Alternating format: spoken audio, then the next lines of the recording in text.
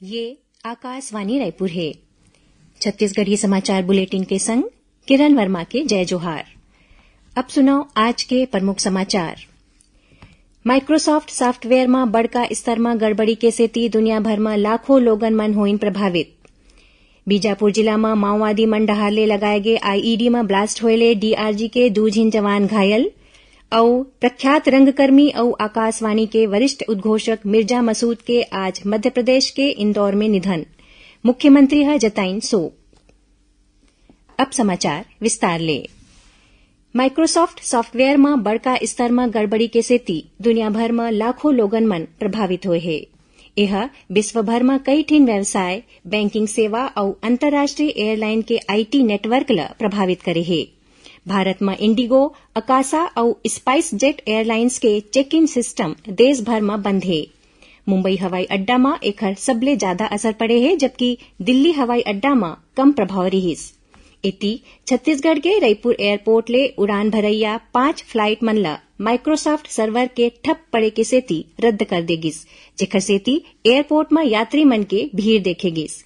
यही बीच केंद्रीय मंत्री अश्विनी वैष्णव ह कहिन कि ओखर मंत्रालय इस संबंध में माइक्रोसॉफ्ट और ओखर सहयोगी मन करा संपर्क में है।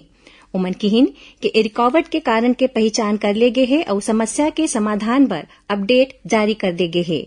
ओमन बताइन कि राष्ट्रीय सूचना विज्ञान केंद्र के नेटवर्क प्रभावित नहीं हुए है। बीजापुर जिला में माओवादी मन डहार ले लगाए गए आईईडी में ब्लास्ट होएले डिस्ट्रिक्ट रिजर्व गार्ड डीआरजी के 2 जवान घायल हो गए हैं। मिले जानकारी अनुसार बीजापुर, दंतेवाड़ा और सुकमा जिला के सीमावर्ती क्षेत्र में माओवादी मन के मौजूदगी के सूचना में एसटीएफ, डीआरजी, सीआरपीएफ और कोबरा बटालियन के संयुक्त टीम ला विशेष अभियान पर रवाना करे गे रहीस। लहुट के दौरान गंगालूर थाना क्षेत्र के गांव मुतवेंडी और पीड़िया के जंगल में माओवादी मन कोती ले लगाए गए आईईडी में ब्लास्ट होएले 2 जवान घायल हो गए। घायल जवान मन ला बीजापुर के जिला अस्पताल में भर्ती कराए गए है, जहां प्रारंभिक उपचार के बाद ओमन ला अच्छा इलाज खातिर हायर सेंटर भेजे जाही। मुख्यमंत्री विष्णुदेव साय और उप मुख्यमंत्री विजय शर्मा आज रायपुर के माना स्थित 4था बटालियन में बीजापुर जिला में माओवादी हमला में मारे गए जवान भरत लाल साहू के पार्थिव शरीर में फूल अर्पित करके श्रद्धांजलि देन।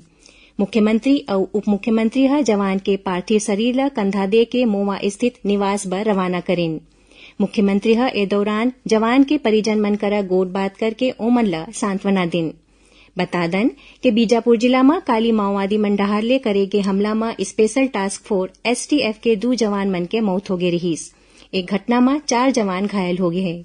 एसटीएफ के आरक्षक भरतलाल साहू रायपुर जिला के रहवासी रहें। एंटी करप्शन ब्यूरो एसीबी के टीम आज दंतेवाड़ा और रायपुर में आने कार्रवाई में 2 झिन कर्मचारी मन ला रिश्वत लेवत गिरफ्तार करीन है। एसीबी की टीम आज दंतेवाड़ा के विकासखंड चिकित्सा अधिकारी डॉक्टर वेणुगोपाल राव ला 15,000 रुपया के रिश्वत लेवत रंगे हाथ गिरफ्तार करीन है। आरोप है कि विकासखंड चिकित्सा अधिकारी वाहन बिल के भुगतान के एवज में एक मनखे ले 15,000 रुपया के रिश्वत मांगे रहीस। उन्हें दूसर मामला में एसीबी रायपुर स्वास्थ्य संचालनालय में पदस्थ सहायक अधीक्षक सूरज कुमार नाग ला 20,000 रुपया के रिश्वत लेवत गिरफ्तार करीन है। आरोप है के अध्ययन अवकाश स्वीकृति पर गरियाबंद के सामुदायिक स्वास्थ्य केंद्र में पदस्थ एक स्टाफ नर्स करा रिश्वत मांगे रहीस।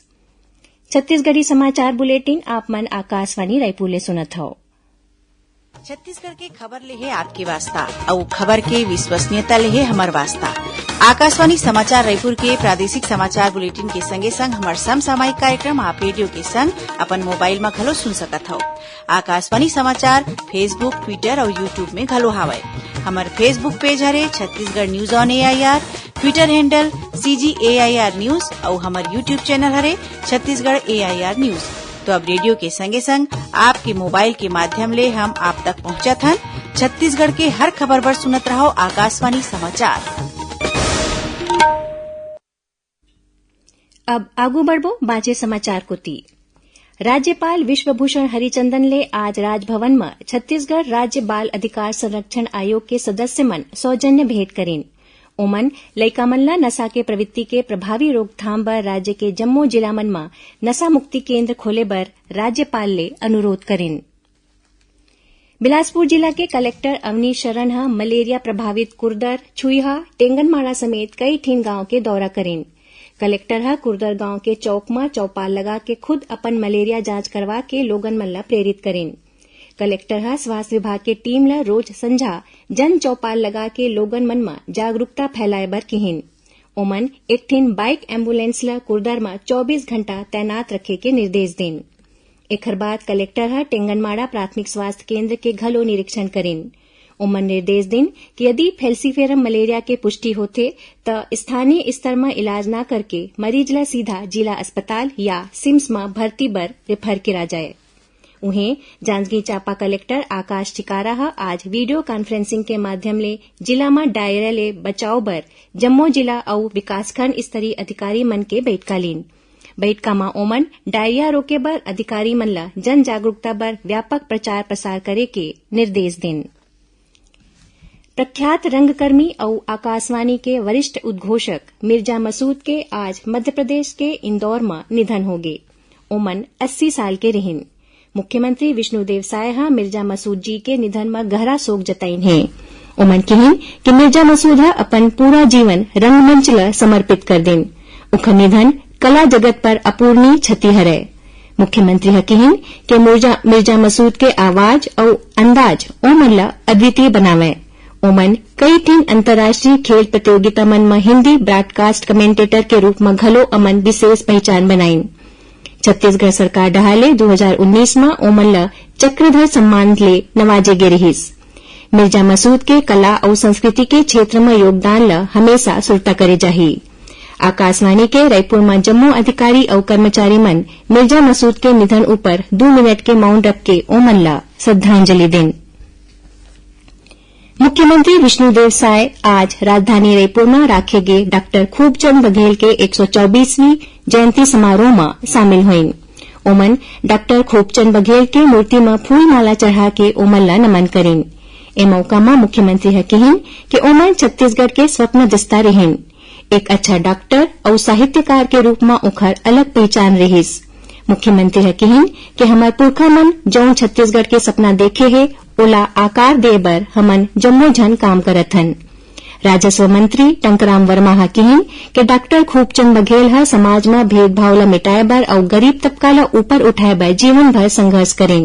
ओमन समाज में सामाजिक समरसता ला बढ़ाए के काम करें। ए मौका में पूर्व मुख्यमंत्री भूपेश बघेल और छत्तीसगढ़ मनवा कुर्मी क्षत्रिय समाज के कार्यकारी अध्यक्ष के नायक मौजूद रहें।